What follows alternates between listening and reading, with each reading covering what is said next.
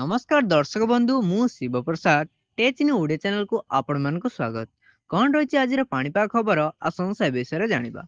यदि प्रथम थर पर आम चैनल को विजिट करथिबे तारे आम चैनल को सब्सक्राइब करि नियंतु, जा फल प्रत्येक दिन पाणीपाग खबर आपण सर्वप्रथमे जानि परिबे।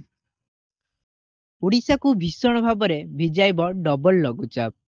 पश्चिम बंगोपसागर रे सक्रिय लघुचाप प्रभाव में वर्षा हेउथिला बेले आज केंद्रीय बंगोपसागर रे सृष्टि होई सारिछि आउ एक लघुचाप क्षेत्र। यापर प्रवर राज्य रे आजिठु बढ़िबो वर्षार विस्तृति।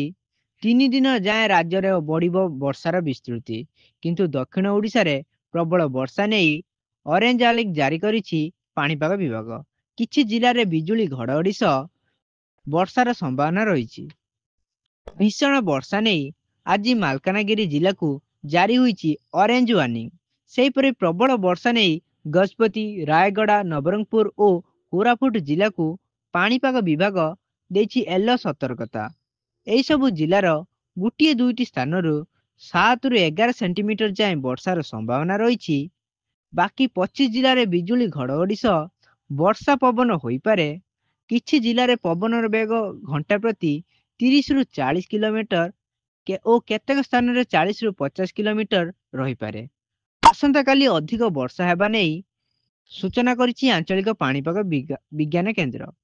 काली प्रबल रु अति प्रबल वर्षा पई रायगड़ा और कोरापुट को ऑरेंज वार्निंग और उत्तर उपकूल ओडिशा रे 9 जिला को येलो वार्निंग दिया जाइछि। 27 तारिख जाए राज्य में प्रबल वर्षार संभावना रही। केंद्रीय बंगोपसागर रे सृष्टि होइतिबा लघुचाप आज घनीभूत होई अवपाତରେ परिणत होइपारे।